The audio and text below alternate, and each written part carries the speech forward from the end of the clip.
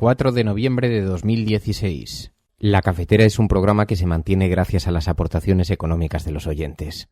Si sientes que te acompaña y te gusta el periodismo que defiende, conviértete en mecenas y protégelo. Infórmate en radiocable.com/mecenas. Iñaki Gabilondo. Son las 8:30 de la mañana.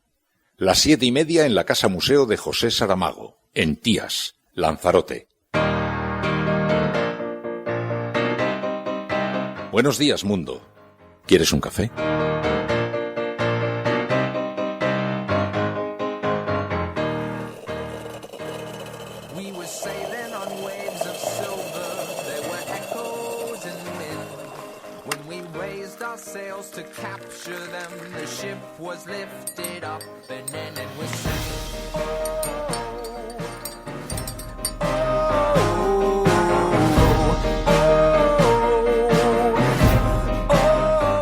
La Cafetera de radiocable.com con Fernando Berlín. Pues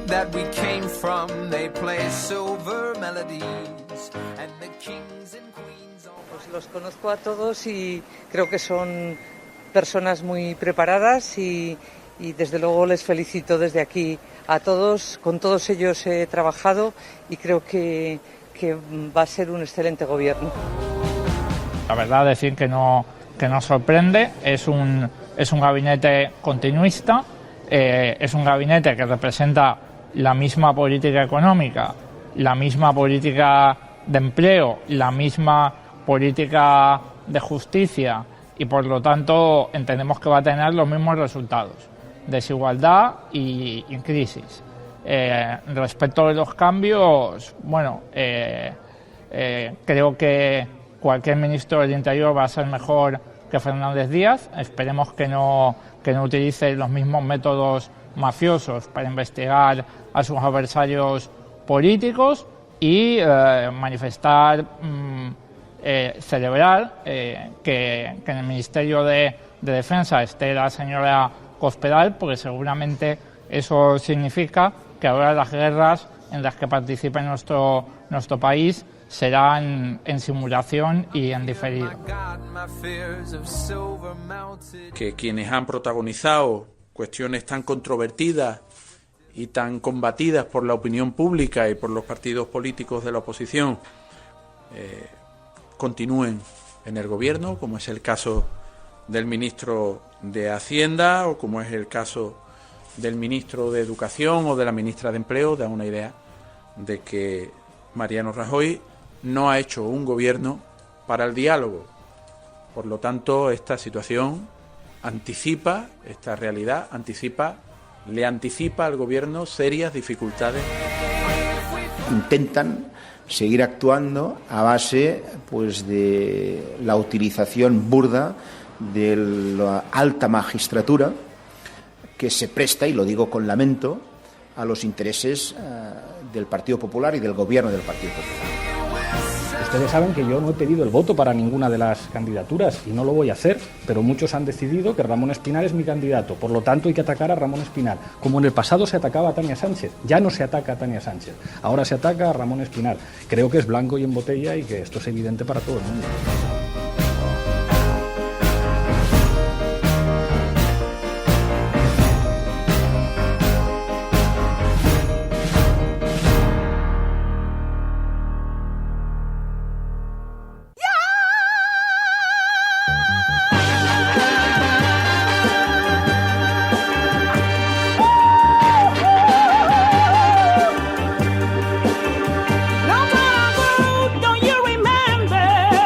Muy buenos días, amigos, bienvenidos a La Cafetera, una mañana más.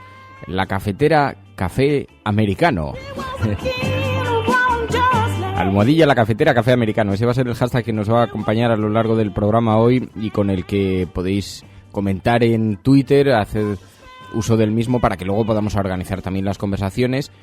Y ya sabéis que además los hashtags suelen tener bastante visibilidad en la red, así que toda la conversación que se genera allí es bastante visible. Todo poder conlleva una responsabilidad, utilizadlo dignamente.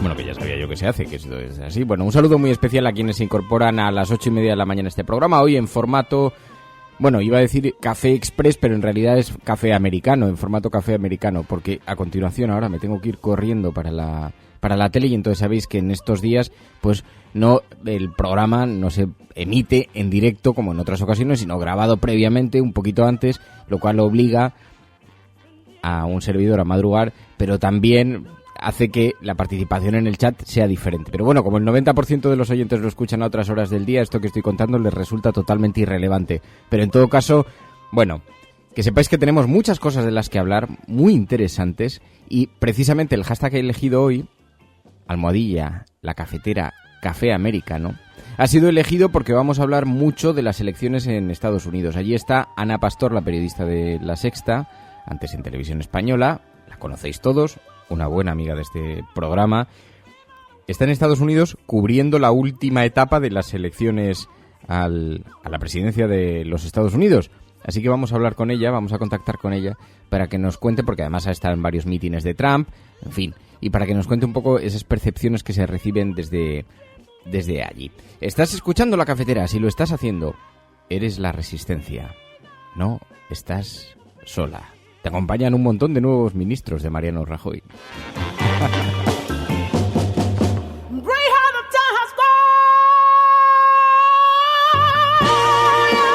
Ah, por cierto. Es verdad. Resulta que Fridonia toca este fin de semana. Sabéis que nos gusta mucho Fridonia, que nos acompaña mucho la música de Fridonia, esta misma música que estáis escuchando. Y toca en Madrid. Hay un concierto 5 de noviembre, Sala Chango Live. Y nos han hecho una oferta, un ofrecimiento.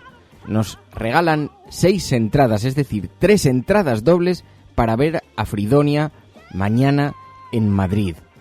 ¿Te apuntas? Vamos a hacer un sorteo. Es un sorteo sui generis, como lo que hacemos en este programa. La mano inocente de el reverendo predicador Berlín va a elegir a 3 parejas o a 3 personas para que con una entrada doble puedan asistir a este concierto de Fridonia mañana en Madrid de forma gratuita, gracias a la generosidad de este grupo de música que tanto nos gusta. Resistencia, ¿te apuntas a ir de concierto? ¿Te apetece? Yo no puedo ir porque es que este fin de semana, joder, ya es mala suerte también. Este fin de semana tengo que estar en Aragón, ya os lo conté, que ahora soy embajador del maestrazgo, señor embajador, ya no soy reverendo predicador, ahora soy reverendo embajador. Y entonces tengo que ir a repartir Ferrero Rocher por las tierras, por la comarca del maestrazgo. No, que este fin de semana hay un acto que muy generosamente me han ofrecido la posibilidad de ser embajador del maestrazgo. Es una asociación de allí que, en fin, hace una entrega mañana, hace un pequeño acto, el domingo, perdón, y entonces, bueno, me han hecho este nombramiento y yo estoy absolutamente orgulloso, así que cojo el coche, carretera y manta como Pedro Sánchez a recorrer la piel de toro para llegar a la comarca. Y me volveré el domingo, así que no puedo ir al concierto de Fridonia Soul, que es mañana. Pero hay 6 personas que sí que pueden hacerlo. 3 entradas dobles para ver a Fridonia Soul. ¿Estás escuchando La Cafetera? Bueno, muchísimas gracias a todos los que os incorporáis a esta hora, como digo, a las 8:30 de la mañana para escuchar el programa, y muchas gracias también a quienes lo hacéis después en diferido en otros horarios, especialmente a nuestros expatriados que miran España desde el exterior con gran pena, pero también con las características propias de sus países, de los lugares allí donde residen. Expatriada desde Buenos Aires, solamente 2 renglones. Aquí en Argentina, desde que está Macri, que hace muy poquito, bien, bajó el consumo de leche, subió el consumo de champagne importado. No comentarios. Yo tengo muchas ganas de que afrontemos un día, que hablemos un día de Argentina. Tenemos que llamar a mi amigo Carlos Cue, que está allí precisamente, corresponsal del periódico El País, que está en Argentina, y tenemos que hablar porque también lo que está ocurriendo en Argentina es un fenómeno bien interesante también, y como además hay diferentes oyentes de este programa que nos envían mensajes como el que nos enviabas, muy característico, esto que nos cuentas, muy representativo. No sé como de científico será el dato, pero desde luego asusta. Si es como nos lo cuentas, desde luego asusta. Bueno, antes de que comencemos, claro, tenemos que hablar hoy de los nuevos nombramientos de los ministros de Mariano Rajoy. Ayer, convulsión, por fin ya quedó desvelada cuál es el gabinete de Mariano Rajoy, un gabinete continuista. Digamos que Rajoy refuerza a Rajoy. Este ha sido el titular precisamente parecido al que ha elegido el periódico El Mundo, pero es que verdaderamente nos hemos encontrado con un gabinete tremendamente continuista, muy poca regeneración, desde luego nula regeneración generacional y poquita, en fin, una consolidación de algunos de los nombres ya muy conocidos en la vida política. Dice el periódico El Mundo que tiene poco peso político, que va a ser un gobierno continuista, dice el periódico El Mundo. Tengo algunas anécdotas además que contaros, porque ayer estuve haciendo algunas llamadas y estuve preguntando cosas. Por cierto, ¿visteis cómo quedó defenestrado? Se cumplieron los pronósticos de este programa sobre García Margallo, el ahora exministro de Exteriores. Os conté esa anécdota maravillosa, pero también muy representativa del personaje, del propio perfil de Mariano Rajoy, pero luego he preguntado algunas anécdotas de los nuevos ministros y ahora tenemos que hablar. Bueno, ¿os acordáis de lo de Margallo? Os conté que este verano, estando Margallo, había algunas voces dentro del Partido Popular que estaban muy incómodos desde hace meses por este carácter de verso suelto que tenía Margallo, que se permitía hablar sobre temas espinosos, pero además incluso contradiciendo la línea oficial del partido. Por ejemplo, sobre el tema de Cataluña, donde asistió a aquel debate, ¿os acordáis? Tan polémico. En fin, siempre estaba abordando temas poniendo los pelos de punta. Cada vez que iba a comparecer, que iba a decir algo, en el Partido Popular había alguien que se estremecía. Y entonces se produjo durante este verano, mientras se estaba negociando el nuevo gobierno, hubo un momento en el que se especuló con que los partidos que tenían que darle el apoyo a Mariano Rajoy, Ciudadanos y el Partido Socialista, podían pedir la cabeza de Rajoy y podían buscar un candidato de consenso. Y las voces empezaron a apuntar a Margallo. Margallo, que es íntimo amigo desde hace 30 años de Mariano Rajoy, íntimo amigo, una proximidad absoluta, le consiente cosas que no le consentía a nadie. A Margallo le preguntaron. Y como todos los focos estaban señalando a García Margallo, le dijeron en pleno verano, algunos periodistas, cuando le abordaron, ¿qué le parece esto de que se está hablando de buscar un candidato de consenso? Y Margallo vino a decir algo así como, todo se puede ver, dando a entender que él estaría dispuesto y dando a entender que esa operación era posible. Y resulta que Mariano Rajoy escuchó eso y no le hizo ninguna gracia y rompió los lazos, los puentes que le quedaban con su viejo amigo de hacía 30 años, García Margallo. Se cogió un enfado monumental, se lo trasladaron a García Margallo, que se dio cuenta de que era una operación suicida, y entonces llamó, intentó ver al presidente del gobierno, y el presidente del gobierno no quiso recibirlo. Mariano Rajoy, por lo visto, es muy de gestos de ese tipo. De pronto desaparece de tu escenario y ya no hay manera de volver a estar en su círculo. Y entonces García Margallo, preocupado por lo que estaba ocurriendo, decidió presentarse personalmente en Moncloa. Cuando llegó allí le dijeron, no te va a recibir, es que está ocupado, no puede ahora mismo. Y Margallo dijo, mira, me voy a quedar aquí hasta que me reciba el presidente. Así que Rajoy terminó por abrirle la puerta.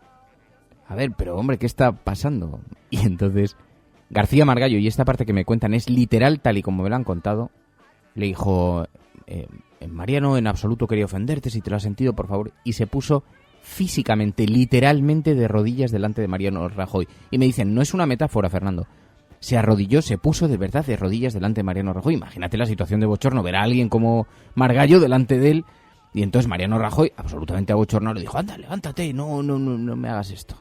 Intentando pedir su disculpa. Bueno, a partir de entonces la relación ya quedó muy deteriorada, a pesar de que Mariano Rajoy escenificó un poquito la reconciliación, pero quedó muy deteriorada. Y, en efecto, ahora que se ha producido esta crisis de gobierno, hemos visto cómo García Margallo desaparecía del escenario político. ¿Os acordáis que os había contado ya esta anécdota? Bueno, es interesante porque revela el perfil, el carácter de ambos dos. Ahora creo que Margallo va por allí diciendo, bueno, yo es que no quería repetir, estaba muy cansado, tal. Sí. Eso es lo que dicen siempre los que no son llamados a repetir, ¿no? Yo creo que esta vez prefiero casi irme a casa. Hombre, si me llama el presidente, pues qué remedio me va a quedar. Pero bueno, el caso es que García Margallo salió, por cierto, que empezó a lanzar filtraciones nada más salir, porque Mariano Rajoy convocó en Moncloa a primera hora, por la mañana, a lo largo de la mañana, a aquellas personas a las que les iba a comunicar que ya no continuaban en el gobierno. Entre ellos a Margallo. Porque si te llamaba por teléfono Mariano Rajoy, entonces podías esperar que te fuera a ofrecer algo, ¿no? Pero si te llamaba a Moncloa, no te va a llamar a Moncloa para decirte, oye, que continúas. Para eso te lo resuelve por teléfono, oye, voy a contar contigo. Pero cuando los fue llamando uno a uno, García Margallo y también Jorge Fernández Díaz, uno de los ministros más polémicos que ha tenido Mariano Rajoy, en múltiples asuntos, además, porque allí donde ha colocado la mano ha provocado una auténtica crisis de gobierno. Tenemos una gestión de la inmigración lamentable, cuestionada incluso por las autoridades europeas, con numerosos toques de atención de diferentes instituciones internacionales sobre la forma en la que estábamos abordando el drama de la inmigración en Ceuta, en Melilla, acordados de la gestión de los acontecimientos de Ceuta con 12 muertos, en fin, una gestión absolutamente deplorable, un perfil extremadamente radical, extremadamente escorado y encima además con numerosos episodios muy oscuros. Está además reprobado en el propio Parlamento, episodios muy oscuros como estas grabaciones en su despacho realizadas desde dentro, desde la propia institución, bien la policía, bien uno de los interlocutores, no se sabe muy bien, pero que alguien se cuele en el despacho de un ministro del Interior y consiga grabarle, eso ya también significa algo, ¿no?, de cómo tenía el propio ministerio. Añadirle que además estaba conspirando y buscando construir pruebas contra un rival político en Cataluña. En fin, que no había nada que hiciera que pudiera hacer que Jorge Fernández Díaz continuase en ese cargo. Así que es otro de los veteranos caídos del gobierno de Mariano Rajoy, que por otro lado es un gobierno continuista, dice el periódico El País, un gobierno continuista con poco peso político. Dice, Sáenz de Santamaría y Guindos siguen siendo las principales figuras. Cospedal, secretaria general del Partido Popular, asume una cartera, pero que apenas tiene alcance político. Y sigue Montoro, ninguna de las 6 caras nuevas tiene un perfil destacado, solo abandona su puesto los 3 ministros más veteranos y más desgastados, dice el periódico El País. Claro, una cosa que no ha quedado resuelta es esta batalla que se vivía en el área económica del gobierno. Sabéis que hay esa dualidad entre Montoro y de Guindos ha provocado numerosas tensiones dentro del gobierno y Mariano Rajoy, en lugar de resolverlas, ha dejado la incógnita que se sigan todavía lanzando los trastos a la cabeza a ambos ministros. Esto es bastante llamativo, llama bastante la atención. Por otra parte, las veleidades de Soraya Sáenz de Santamaría, en cierta forma, han sido recortadas también. Como también era otra de las posibles aspirantes, de las posibles candidatas a suceder a Mariano Rajoy, le han quitado la portavocía del gobierno, que te da muchísima presencia los viernes tras el Consejo de Ministros. Y ya no será ella la que comparezca, será el ministro de Educación, que además tiene un perfil, yo no sé si va a tener la suficiente mano izquierda para tratar con los periodistas, con los medios de comunicación, pero bueno. Y se incorpora Zoido como ministro del Interior, el que fuera alcalde de Sevilla.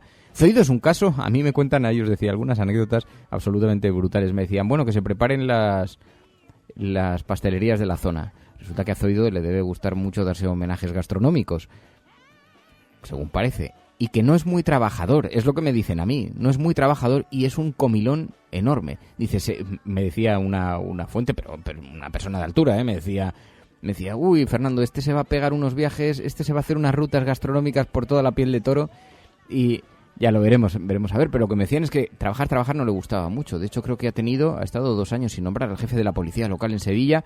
Además, sus éxitos políticos son bastante malos, son bastante cuestionables. Resulta que Zoido, en una situación que venía de la mayoría absoluta, con una representación monumental en Andalucía, en cuanto pasaron 2 telediarios, las elecciones consiguió recortar a la mitad el número de concejales, o sea, perdió representación. En fin, digamos que no son unos perfiles que brillen demasiado. Esa es una de las características de este gobierno de Mariano Rajoy que se ha configurado, gobierno dicen continuista. Algún medio les atribuye una gran capacidad de gestión. Yo no sé si diría que a Zoido se puede decir que tenga una gran capacidad de gestión. Desde luego, eso, en la alcaldía, con una mayoría hiperabsoluta, perdió la mitad de los concejales, ¿no? Que, por cierto, No sé qué tal caerá este nombramiento entre el socialismo andaluz. Y os explico por qué. Resulta que Alfonso Guerra acusó a Zoido de tener una gran proximidad con la jueza Alaya. De hecho, había quien creía ver a la persona que estaba detrás de los movimientos de la jueza Alaya en Zoido y que tenía una gran relación.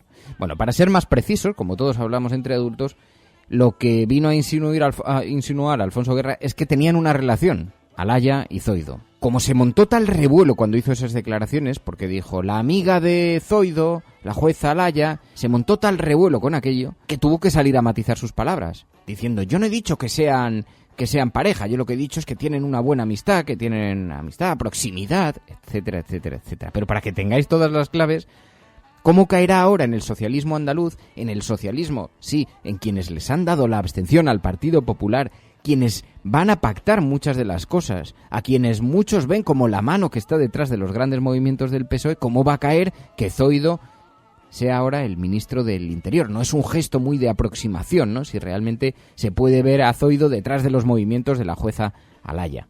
Pero, como ya sabéis que la política es una carrera que los amigos y los enemigos se hacen y deshacen a toda velocidad, pues bueno. Que luego me contaron una anécdota maravillosa también del propio Rajoy. ¿Qué es lo que ha hecho, qué es lo que pretende Mariano Rajoy con todos estos movimientos? ¿Qué es lo que está persiguiendo Mariano Rajoy? Porque me decían, en realidad está reforzando su continuidad en el gobierno.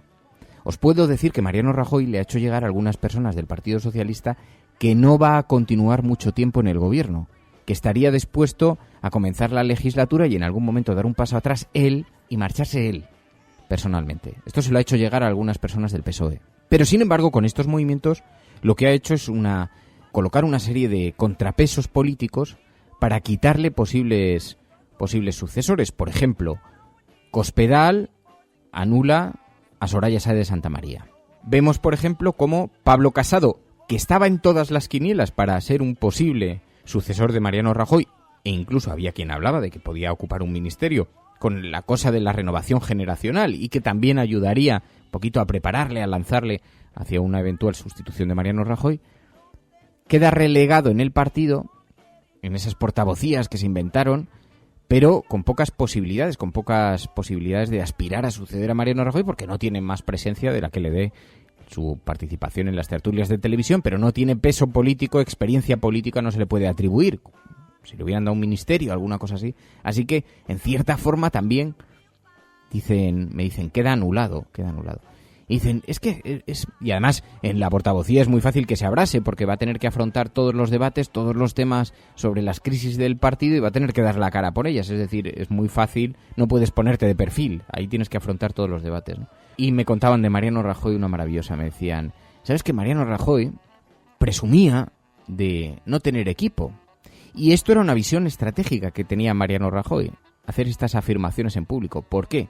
Porque cuando llegaban, pues por ejemplo, un ministro recién nombrado llegaba al ministerio donde estaba el secretario de Estado, donde estaban, en fin, las diferentes personas encargadas de estos asuntos, y llegaban otros ministros y decía, cuidado que este viene con equipo ya hecho, así que no vais a tener trabajo ninguno.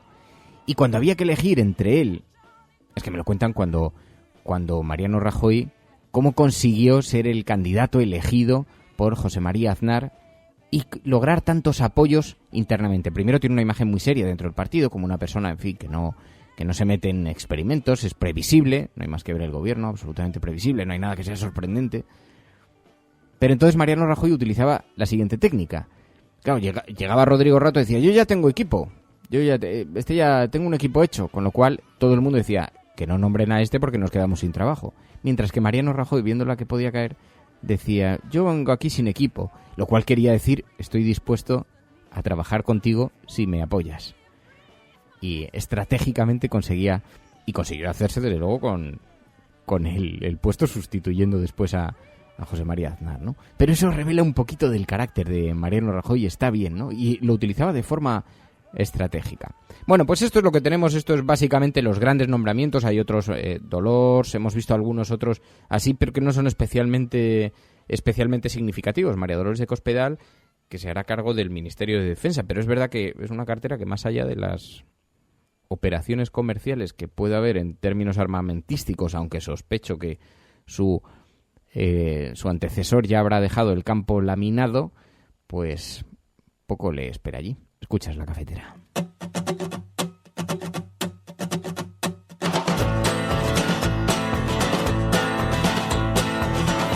Mark the devil by a stone, and the rock we surely own. So I've come to stake my claim along Main Avenue. I believe that this here town was built on hollow ground. Down underneath our feet are treasures to be found. I dig for friendship, I dig for love, I dig for all the things that I've been dreaming. Buenas, Fernando. Espero que la de indemnizaciones en diferido en cuestión de... Bueno, espero que no dispare igual o mande disparar igual, porque si no vamos aviados. Ayer dijo algo parecido... Ayer dijo parecido algo también Pablo Echenique cuando le preguntaron. Echenique es un tipo muy ingenioso, siempre tiene salidas muy ingeniosas, es bastante rápido. Y ayer le preguntaron qué le parecían los nuevos nombramientos y vino a decir algo así sobre las guerras en diferido. La verdad, decir que no sorprende, es un gabinete continuista, es un gabinete que representa la misma política económica, la misma política de empleo, la misma política de justicia y por lo tanto entendemos que va a tener los mismos resultados: desigualdad y crisis.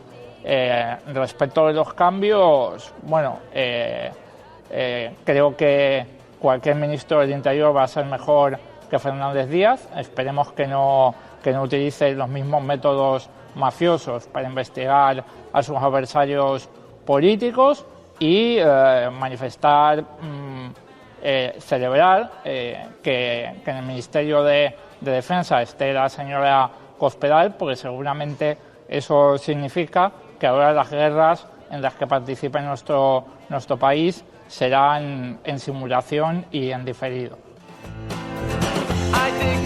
Rajoy equilibra su gobierno, dice el periódico ABC.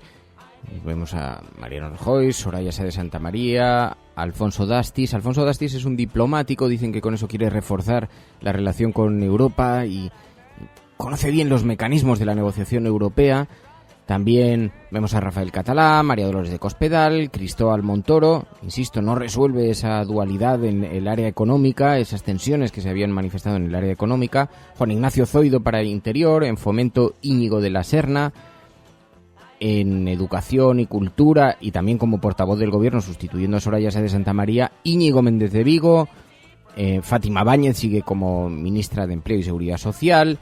Álvaro Nadal, Energía, Turismo y Agenda Digital. Álvaro Nadal es curioso porque tiene muy buena reputación fuera y sin embargo yo con la gente que he hablado, que ha trabajado cerca de Álvaro Nadal, me dicen que no es un tipo muy estable, que no es un tipo muy controlable. En fin, iremos viendo a ver, nos dará alguna sorpresa, desde luego, como ministro de Energía y Turismo. En Agricultura, Isabel García Tejerina continúa, en Economía, Luis de Guindos continúa y en Sanidad se incorpora en Servicios Sociales de Igualdad Dolors Montserrat. Dice el periódico ABC que es un gobierno equilibrado, que la vicepresidenta repita, pero cede la portavocía a Méndez de Vigo. No la cede ella, se la han cedido, ella no la habría soltado. Prescinde solo de 3 ministros, incorpora 6 de probado perfil moderado y dialogante.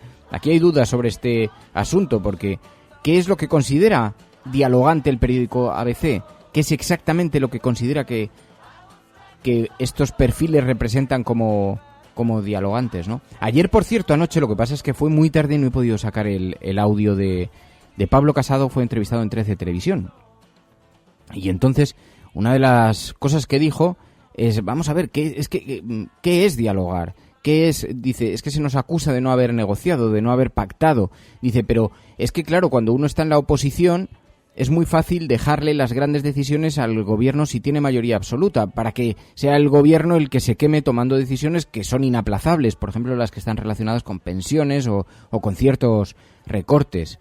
Él no habló de recortes, habló de ajustes, pero vino a decir esto, ¿no? Que cuando dice, muchas veces parece que la falta de espíritu, de afán de pactar, es del partido que gobierna, pero también es que es en lo que se parapeta la oposición para decir no queréis negociar, estáis tomando medidas muy difíciles, porque saben que las tendrían que apoyar, porque son ineludibles, decía Pablo Casado, ¿no? Que es una teoría retorcida de cuando hemos conocido cómo se ha aplicado, cómo el Partido Popular ha aplicado el rodillo parlamentario, entre otras cosas sacando por decreto lo que no podía aprobar en el propio Parlamento, ¿no? Abusando de esa mayoría absoluta. Bueno, supuestamente iban a poner en marcha un gobierno dialogante. La cuestión está en saber quiénes de aquí, quiénes de estos perfiles son dialogantes, porque está por ver que lo sean, ¿no? Hombre, se puede decir que Zoido es un tío simpaticón, porque lo es, pero tiene ese perfil. Dice el periódico El Mundo, Rajoy se refuerza a sí mismo. El presidente recurre al partido para hacer un gobierno de continuidad que mantiene los equilibrios y la vicepresidenta conserva el CNI, cede la portavocía y asume la interlocución con Cataluña y con las autonomías, que de facto ya lo tenía. De facto era la que participaba en las reuniones con las diferentes comunidades autónomas. Rajoy apuntala a su equipo porque había quien decía, bueno, ha salido reforzada de todo este movimiento. No es verdad, aunque hayan colocado... Bueno, es que hay mucha gente que, claro, estas claves no tiene por qué manejarlas todo el mundo, pero María Dolores de Cospedal está profundamente enfrentada a Soraya Sáez de Santamaría. De hecho, se dice que en el gobierno existen los Sorayos y los de Cospedal. Y entonces, en esta batalla interna que se vive, gigantesca, de carácter, que ahí van a saltar chispas en el Consejo de Ministros. Pero bueno, en esa batalla interna había mucha expectación por saber quién sería reforzado por Mariano Rajoy. Y en realidad, dice el periódico El Mundo, quien se ha reforzado es a sí mismo, ha colocado un contrapeso, la propia Soraya lo ha colocado en Cospedal para que pues, se zurren entre ellas, pero claro, es verdad que tampoco es que le haya quitado un gran peso a Soraya Sáez de Santamaría. Había quien decía, no, ha salido incluso reforzada. No, reforzada no, porque es verdad que la interlocución con las autonomías, que ahora sí lo va a llevar directamente Soraya Sáez de Santamaría oficialmente, pero ya lo llevaba extraoficialmente, ¿no? Y es verdad, sin embargo, que María Dolores de Cospedal en defensa tampoco va a tener unas atribuciones más allá de unas políticas de defensa, en fin, que son las que son, ¿no? Y tienen las ataduras que tienen. Y dice... también el periódico El Mundo, Rajoy apuntala a su equipo económico con Guindos, Montoro y Nadal y sigue al frente de la comisión delegada. Y también Méndez de Vigo continuará en educación, será el portavoz del gabinete al que se suman 6 nuevos ministros, dice. La justicia británica falla que el Parlamento debe aprobar el Brexit, dice el periódico El Mundo también. El gobierno recurrirá ante el Supremo y asegura que la sentencia no alterará sus planes para salir de la Unión Europea. Bueno, mientras tanto, continúa ya la carrera electoral. Entramos en la recta final, en la última semana de las elecciones norteamericanas. Ahora vamos a hablar de eso con la periodista Ana Pastor. Hoy no está presente en las portadas, pero la campaña en Estados Unidos se intensifica de manera formidable. Y lo que pasa es que ha quedado empañado por la selección de ministros en nuestro país, ¿no? Que dice el periódico La Razón, la era 2 del marianismo. El presidente del gobierno rejuvenece el gabinete. Para el periódico La Razón cualquier cosa es un rejuvenecimiento. Y opta por la continuidad en un equipo, dice, de fieles con perfil de gestión. Hombre, perfil de gestión, tampoco es que sea un perfil, en fin, tampoco es que los veamos ahí constituyendo la cúspide de la dirección empresarial mundial.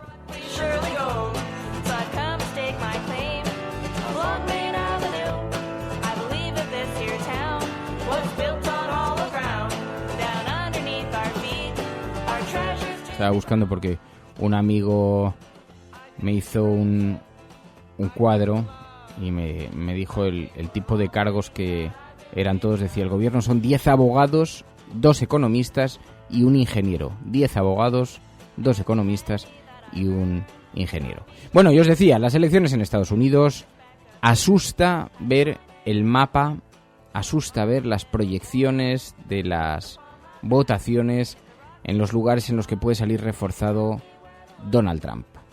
Asusta. Si lo veis, toda la parte central de los Estados Unidos apoyarían, no son todas las encuestas, son algunas de las encuestas, pero apoyarían a Trump como posible presidente de gobierno. Las elecciones son la semana que viene, va a haber un montón de especiales y entre ellos el que va a hacer Ana Pastor, que se encuentra en Estados Unidos para seguir la campaña electoral norteamericana.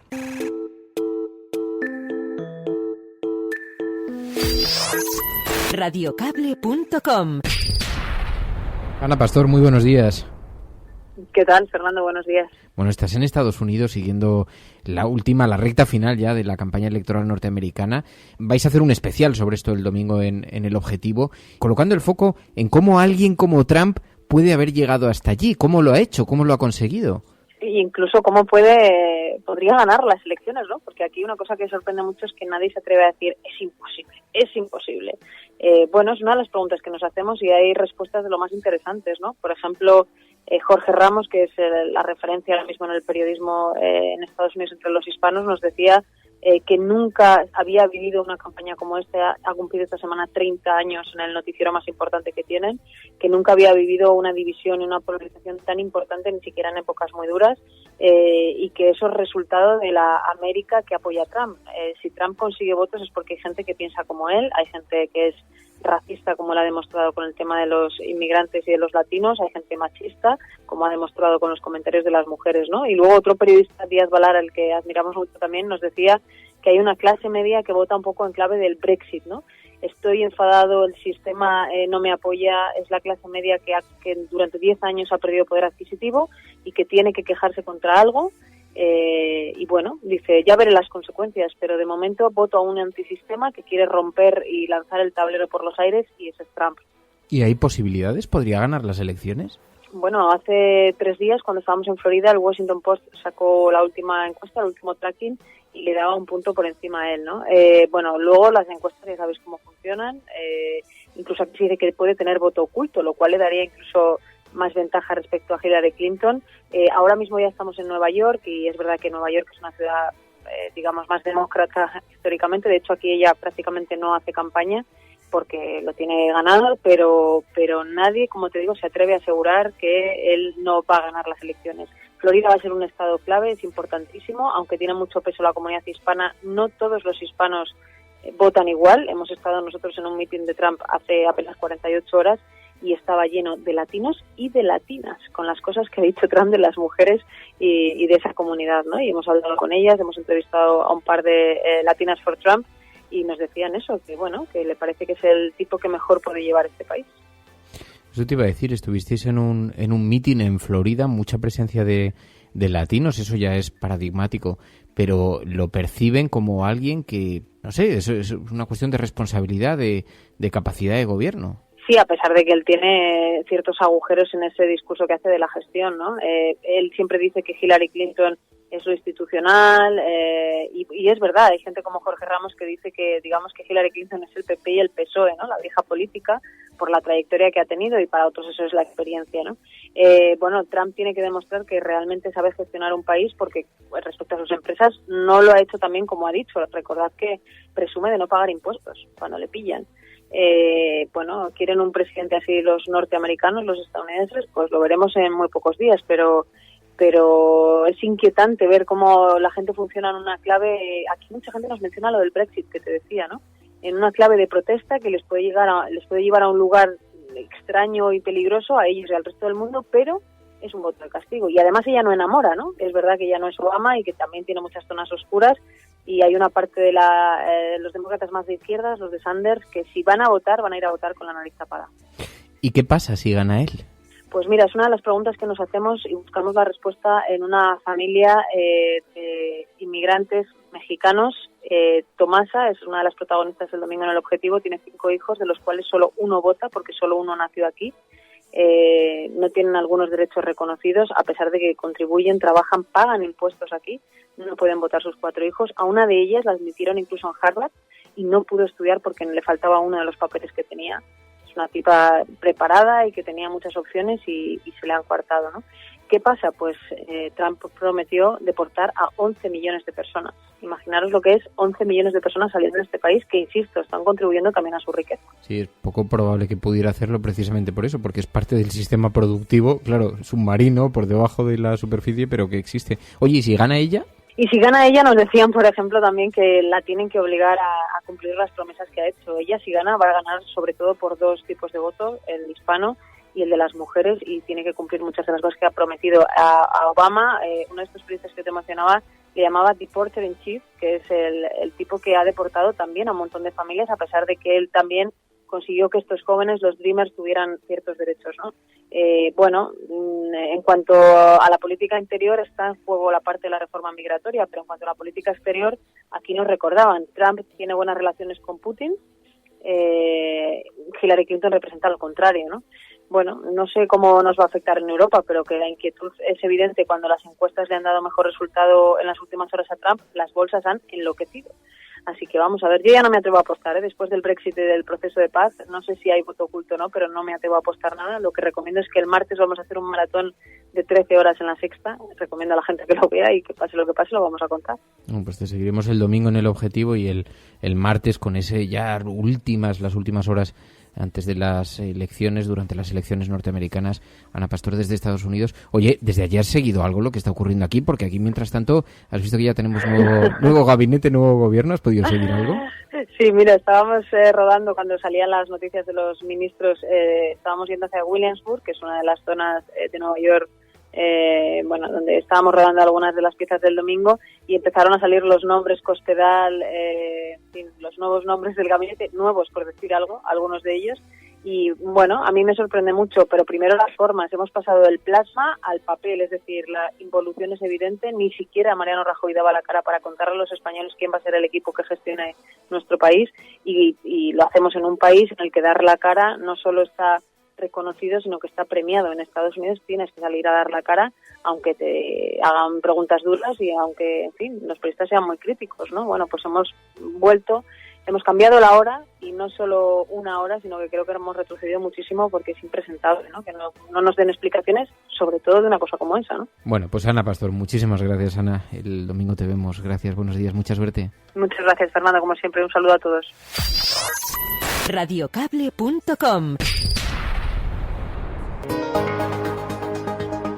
Secessionist parties in Catalonia have wasted no time following the reconvening. Vamos a esta hora con información de último minuto. A esta hora en España, el ex vicepresidente del gobierno... En España finaliza el recuento de votos en los comicios municipales y autonómicos con una participación del 64%. Rodrigo Rato is under investigation for money laundering. Italien qui avait mis en place à l'époque la opération Mare Nostrum. Migrants, including a pregnant woman. Depuis le début de l'année, près de 1000 personnes ont péri. Bueno, y como cada semana le pedimos a Pilar de la Peña que nos ayude a observar la forma en la que la prensa internacional se ha referido a nuestro país. Pilar de la Peña, muy buenos días. Hola, buenos días. Bueno, y esta semana, claro, imagino que se ha hablado mucho de la investidura de Rajoy, ¿no? Se ha hablado muchísimo de la investidura de Rajoy, ha sido el tema con diferencia más comentado, aunque es verdad que era una investidura como ya sabida, que se venía hablando desde hace varias semanas, cuando se supo que se iba a abstener el PSOE. Pero una vez que se consumaron los hechos, pues es verdad que todos los grandes medios han dedicado análisis, han dedicado artículos, perfiles incluso a Rajoy. Se destaca mucho eso, ¿no? Que se ha consolidado Rajoy como el gran superviviente por el hecho de haber superado esto. Había un artículo de Bloomberg muy llamativo de su corresponsal, de Esteban Duarte, que decía que había demostrado una vez más su manejo y su perfección en el arte de la inacción, ¿no? Y cómo había conseguido que cuando todo el mundo le daba por muerto después del 20D, después de las elecciones de diciembre, había conseguido pues gestionar la situación y al final volver a colocarse y repetir como presidente del gobierno. Aunque bien es verdad que en general casi todos los medios internacionales le dan pocas posibilidades y poca vida en previsión a este gobierno. The Times, por ejemplo, que hablamos además con su corresponsal en Radio Cable, con Graham Keeley, titulaba la crónica algo así como un horizonte de problemas para Rajoy, y a nosotros nos decía que creía que iba a ser una legislatura muy corta, que incluso en un año o en el próximo año daba por inevitable las elecciones. Y otros medios eran menos categóricos en este sentido, pero en general sí da la sensación de que muchos consideran que el trabajo de Rajoy empieza ahora y que le va a costar mucho poder sacar adelante cualquier cosa con el Parlamento, ¿no? Después de estos 10 meses en los que han estado observando la desunión, el enfrentamiento, el bloqueo sistemático de los políticos, pues no tienen demasiada confianza en que este gobierno vaya a sacar muchas cosas y vaya a hacer las reformas que digamos creen que necesita España. Había unanimidad, Financial Times, New York Times, todos iban un poco en esa tesis. ¿Y a nadie le ha extrañado que volviera a ser presidente de gobierno? No, realmente no. Fíjate, alguien me comentaba en Twitter, dice, ¿y nadie le ha extrañado que un partido investigado y denunciado por corrupción sea de nuevo investido para gobernar? Y la verdad es que no, ese es un tema de la corrupción que no se destaca mucho, quizá porque ven que no tiene demasiadas consecuencias. Entonces es verdad que se hacen eco de los casos, pero ya saben que no tiene un castigo o unas consecuencias muy claras en la política española, y no se ha mencionado apenas nada el tema de la corrupción del PP. Oye, otro artículo que me ha llamado mucho la atención estos días, uno que destacabas sobre cómo se ha convertido en un verdadero negocio las deudas de los particulares. Sí, esto era un artículo y un reportaje que hacía France Télévisions, Televisión Pública Francesa, y analizaba un poco eso. De hecho, el titular era el muy lucrativo negocio de las deudas en España, y hablaba un poco de la economía paralela que había surgido con respecto a las deudas. Recordaban un poco pues cómo en España era un país plagado de deudas, todo el mundo se endeudó en los años del boom, y al explotar la burbuja inmobiliaria, pues todo el mundo se quedó con unas deudas, mucha gente no las podía pagar. Y todo eso que en cierta forma lastró a los bancos durante mucho tiempo, ahora había generado una economía paralela. En concreto, ponían el foco en los fondos buitre, en cómo los fondos buitre estaban comprando deuda de los bancos, una deuda que además ellos denunciaban. Dice, es que esta deuda además los bancos la han aprovisionado con dinero del rescate y ahora la revenden a los fondos buitre, que a su vez desarrollan toda una estrategia, todo tipo de estratagemas para tratar de cobrarla, y hablaban, por ejemplo, del acoso telefónico, y también mencionaban que había otra parte, aparte de esta parte que intentaba digamos, los grupos que intentaban cobrar las deudas, hablaban de las empresas que han surgido para asesorar y aconsejar a los particulares cómo evitar pagar la deuda, cómo incluso borrarse del mapa, vivir sin cuenta corriente. Se fijaban un poco, ponían un poco el foco en esto, ¿no? En cómo las deudas habían generado todo un nivel toda una economía paralela a costa del particular y de la gente que debe dinero, pero del que se estaban lucrando bastantes individuos y bastantes grupos. Esto es alucinante, porque seguro que a partir de aquí empiezan a surgir entre los oyentes muchísimos casos, porque es fácil, solamente cada uno de nosotros conocemos a 3 o 4 personas que les ha pasado, que de pronto empiezan a ser acosados por alguna deuda con los teléfonos móviles, que son vendidas a su vez a empresas de cobradoras de esa deuda, que son los que se encargan de llamarte a altas horas de la madrugada diciendo que tienes que pagar. Seguro que aquí van a surgir un montón de casos. Oye, una cosa que me ha llamado mucho la atención, Pilar, es que en la prensa internacional, en algunos medios internacionales, ha tenido una gran repercusión la labor de mediación de Zapatero en Venezuela entre la oposición y el gobierno, y aquí en España prácticamente nada. Eso también ha sido muy, muy llamativo. De hecho, el propio Papa Francisco lo ha reconocido la labor de Zapatero, y ha mencionado, incluso ha dicho la importante estatura política de la mediación internacional que encabeza Zapatero, ¿no? Y en todos los medios latinoamericanos, una vez que empezaron hace unos días, hace casi una semana, los primeros contactos para el diálogo entre gobierno y oposición, en muchísimos medios, en El Comercio, en varios medios de toda Latinoamérica, ha salido destacado eso, ¿no? Primero, el inicio de estas negociaciones, y en segunda parte, que habían sido impulsadas por el Vaticano y por la mediación internacional, que todo el mundo menciona además en primer lugar a Zapatero. Es verdad que las declaraciones del Papa en la que decía todo esto también han salido en la prensa italiana, y sin embargo yo aquí en España, para que te hagas una idea, solo lo he visto en Libertad Digital, que me llamó mucho la atención, y sin embargo no deja de ser un reconocimiento a un expresidente español que bueno, aquí muchas veces se le mira con un cierto desdén esa mediación que está haciendo en Venezuela, pero desde luego fuera sí que reconocen su labor y reconocen su importancia. Después en The Guardian había un artículo sobre el futuro de Europa, decían que puede estar en manos de España. Sí, este era un artículo de Owen Jones, que es el columnista de izquierdas de referencia en el diario, que de hecho es asesor de Podemos, pero venía a decir eso, que la crisis del PSOE y todo lo que había pasado en el PSOE, incluyendo las denuncias de Pedro Sánchez de las presiones que había sufrido, evidenciaba un poco el problema de la socialdemocracia en toda Europa, ¿no? Que se está desangrando un poco, pues eso, que muchos apoyos están yendo a la nueva izquierda, pero alertaba de una cosa, que muchos apoyos están yendo también a la derecha populista. Entonces, la tesis del artículo era que España, y en concreto Podemos, si eran capaces de capitalizar el descontento, podían ser un ejemplo, podían mostrar una vía al resto de formaciones de izquierda en Europa de cómo encauzarse y buscar un camino para recuperar votantes, ¿no? Y si no, alertaba de que si Podemos fracasaba, que había la posibilidad de que pasara como en Polonia, donde, al menos es lo que decía Owen Jones, la izquierda prácticamente ha desaparecido y el debate solo es entre una derecha moderada y una derecha populista de casi extrema derecha. Y consideraba eso, alertaba de que Podemos estaba ahí en ese punto. Y en lo que se refiere a otras noticias no relacionadas con España, que hayan tenido protagonismo en la prensa internacional, imagino que mucho elecciones norteamericanas, ya que estamos en la recta final antes de las elecciones. Sí, realmente ha sido el gran tema, así un poco, digamos, supranacional que ha trascendido y que está en todos medios, sobre todo por el tema de la llamada surprise, de October Surprise, ¿no? Que es la sorpresa de octubre que siempre pasa en las elecciones, que es un acontecimiento inesperado que puede incidir. Y de hecho, la revelación de que el FBI ha vuelto a investigar los emails de Hillary Clinton, pues ha sido un bombazo, y mucha gente considera incluso que ha vuelto a apretar, ¿no? Que parecían muy decididas las elecciones y sin embargo que se han vuelto a apretar. Porque todo esto de los emails de Hillary Clinton, ¿en qué consiste? Porque hemos visto muchas referencias permanentes, pero ¿qué es exactamente, qué es lo que se está investigando? Bueno, es bastante complejo. Es decir, hace ya cerca de un año se divulgaron y se filtraron los correos de Hillary Clinton, y el FBI inició una investigación porque había sospechas de que podía haber usado servidores privados siendo secretaria de Estado y que podía incluso haber divulgado material clasificado. El tema es que en julio el FBI cerró esa investigación.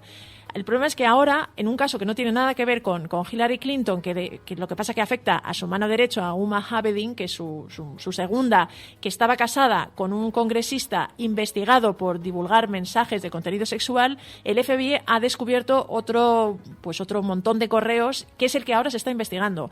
Y el propio director del FBI ha revelado unos días antes, como 15 días antes de las elecciones, que se volvía a iniciar una investigación contra Hillary Clinton. Claro, esto vuelve a poner un poco el caso en el disparadero. El propio director, que además está nombrado por Obama, no deja de ser llamativo, decía que no sabía qué iban a encontrar, pero que consideraba que era su deber informar al Congreso de que esta investigación se había abierto. En fin, es un tema complejo. Nada frecuente. De hecho, lo normal es que el FBI no participe en investigaciones o por lo menos no las dé a conocer en calendario electoral. La anomalía es que se dé a conocer en unos días tan sensibles, ¿no? Eso es lo que denuncian los demócratas y lo que critican, especialmente porque también se dice que el FBI está investigando a Trump y hasta ahora había intentado no interferir en las elecciones.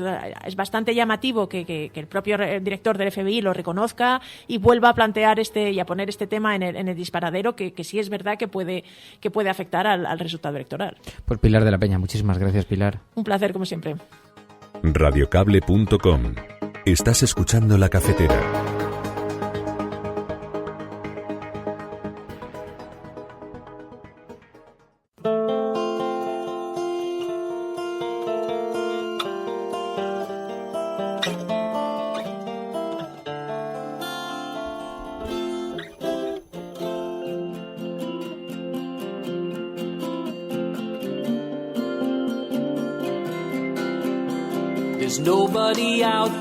There's nobody out there I've tried to live for the moment. We're living our life straight out of a book and we know. Muy buenas tardes o muy buenos días, Berlín. Te habla Rafael desde Holanda, Ámsterdam. Sobre el debate que han tenido en los últimos días de Ramón Espinal sobre lo que hizo del piso, yo quiero decir lo siguiente, ¿no? La prensa española tiene unos niveles más bajos que yo he conocido en muchos países. Que un periodista de un periódico como El Mundo diga que tiene información del CNI sobre un líder político y que eso no sea un escándalo nacional y que una venta de un piso legalmente, éticamente o no voy a entrar en ese debate, pero legalmente vendida, comprada y vendida, sea noticia durante 3 días en toda la televisión, en todo lo telediario, eso quiere decir mucho de la prensa y de los periodistas españoles. Con todo respeto, me parece que el nivel de prensa y de los periodistas en España es muy bajo. Gracias. Bueno, es que lo único que puedo hacer es darte la razón. A mí también me resulta profundamente escandaloso que una noticia como esa, que en todo caso lo que estaría juzgando es la coherencia o no de alguien, con todo lo que eso conlleva, porque claro, es una broma, ocupe el espacio que está ocupando en los medios de comunicación, pero por alguna razón los medios de comunicación españoles son los menos creíbles de Europa, y no lo dice Fernando Berlín, lo dice la Universidad de Oxford. Hay un informe, lo sabéis, publicado por la Universidad de Oxford, que tuvo muchísima repercusión el año pasado, que dice que la confianza en las noticias españolas es la más baja de los 8 países europeos analizados. Y a nivel mundial los medios de España son los segundos menos creíbles. Pero es verdad, lo que no te daría la razón es que sea un fenómeno exclusivamente español, exclusivamente nacional. Sucede en muchos países del mundo. La prensa norteamericana tiene también importantísimos problemas de reputación, pese a la paradoja que supone, ¿no?, que en ese ranking entran Washington Post, New York Times, grandes medios de comunicación, grandes cabeceras mundiales. Pero es verdad lo que dices, ¿no? Hemos conocido una noticia absolutamente escandalosa que alguien como un columnista, decías tú, pero con la relevancia que tiene, que ha sido el director de medios de comunicación, de periódicos escritos de este país, y se permita decir que el CNI acumula pruebas y haga una advertencia, una llamada de atención a un político como Iglesias y no pase nada, ¿no?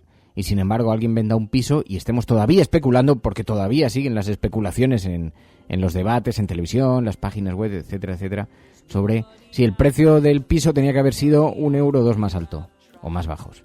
En fin, es un debate absolutamente menor. Con la información que hay por ahí, alguien me reprochaba ayer, me decía, oye Fernando, pero es que, ¿por qué dices esto si es un...? Digo, no, es que si ponemos una balanza y cogemos que todos los días están muriendo decenas de personas en el Mediterráneo, o ponemos una balanza y colocamos, como tú mismo decías, que hay un periodista que está amenazando con que el CNI tiene información confidencial sobre un candidato político, lo contrapesamos, o el mismo nombramiento de los ministros, o las mismas elecciones en Estados Unidos, y lo colocamos frente a un señor, a un político local, que compró y vendió un piso. Hombre, si hacemos el contrapeso, digamos que la dimensión que ha ocupado, pero insisto, por alguna razón los medios de comunicación españoles tienen la reputación que tienen, ¿no? Bueno, hace no mucho tiempo, lo sabéis también, a finales del año pasado el New York Times publicó un reportaje, que además con llamada en portada, muy destacado, exponiendo las vergüenzas de la prensa española ante el mundo. Se montó un revuelo absolutamente gigantesco, ¿no? Era un artículo del periodista Rafael Minder en el New York Times y ponía el foco sobre el control político de los medios de comunicación en nuestro país, ¿no? Alertando, por ejemplo, del deterioro en la independencia de los medios de comunicación, y decía el New York Times que más de 11.000 periodistas han perdido su puesto de trabajo en los últimos años, en los años duros de la crisis, y claro, ahora los medios de comunicación dependen de los acreedores, con lo cual han perdido en gran medida su libertad para publicar ciertas informaciones, ¿no? Y citaba el control que ejercía el gobierno de Mariano Rajoy y ponía como ejemplo la ley Mordaza, el cambio en la ley que permite nombrar al presidente de Radio Televisión Española, en fin, todas esas hipotecas que hacen que los profesionales tengan un miedo extremado a pronunciarse abiertamente, porque lo primero que van a perder va a ser su puesto de trabajo, sus recursos, ¿no? Decía, no hay un elemento mayor de presión, esto lo dijo el propio Iñaki Gabilondo, ¿no? No hay elemento más coercitivo que saber que uno puede perder el trabajo. Eso sí que es de verdad una mordaza, ¿no? En fin. Bueno, el caso es que ayer Iglesias sí aludió a esto, porque el asunto del piso de Ramón Espinar no ha abandonado la actualidad, y a Pablo Iglesias le volvieron a preguntar y dijo que lo que pasa es que van a por él. Creo que lo que se ha generado con esto es claramente un intento, y esto es evidente, de influir en las primarias de Podemos, porque esta información la tiene la cadena SER y esto nos consta a todos desde hace varias semanas, y deciden publicarla 2 días después de que Ramón Espinar presente su candidatura. Es un claro intento de injerencia. Ustedes saben que yo no he pedido el voto para ninguna de las candidaturas y no lo voy a hacer, pero muchos han decidido que Ramón Espinar es mi candidato. Por lo tanto, hay que atacar a Ramón Espinar. Como en el pasado se atacaba a Tania Sánchez. Ya no se ataca a Tania Sánchez. Ahora se ataca a Ramón Espinar. Creo que es blanco y en botella y que esto es evidente para todo el mundo. Bueno, es verdad que en el ataque probablemente se encubre un ataque por Pablo Iglesias. Lo de que el candidato no es su candidato y que él no ha pedido el voto, allí podríamos poner algún matiz, porque Pablo Iglesias ya dijo que habría candidaturas mejores que la de Rita Maestre y citó expresamente la de Ramón Espinar, con nombres y apellidos. Así que, pero bueno, en fin, es verdad que desde luego todo lo que parece aquí, y cuando algo parece tan bien parecido, es que algo tiene de eso. Todo parece que lo que se está produciendo es un enorme ataque a Pablo Iglesias, indirectamente, ¿no?, para restarle poder interno, porque además dentro de poco tiempo, ya os lo decía ayer, se va a tener que decidir en Podemos, se van a determinar dónde están los equilibrios de los liderazgos, ¿no?, y quién debe seguir liderando el partido. Y ya parece que se están empezando a colocar las piezas y desde fuera también parece que están intentando participar en ese proceso. Bueno, nos vamos a marchar. Muchísimas gracias de verdad a todos por vuestra compañía. Muchísimas gracias, que no he saludado antes, no he dado las gracias. De bien nacidos es ser agradecidos. Muchísimas gracias a los mecenas que se han incorporado en las últimas horas. Y además veo algunos nombres conocidos y de verdad me resulta tan... Estoy muy sensible. Ignacio, Enrique, Francisco Javier, Horacio, Ángeles, José Ángel, Álvaro, Felipe, Juan Araujo, Tribilín, Joaquín. Muchísimas gracias, de verdad, de corazón. Muchísimas gracias por la confianza que depositáis en este programa, participando como mecenas del mismo. Si estás escuchando esto, eres La Resistencia y no estás sola. Volvemos el lunes. El lunes volvemos ya con más noticias y ya con las secciones normales, con María, en fin. Adiós, hasta entonces. La Cafetera es un programa que se mantiene gracias a las aportaciones económicas de los oyentes. Si sientes que te acompaña y te gusta el periodismo que defiende, conviértete en mecenas y protégelo. Infórmate en radiocable.com/mecenas.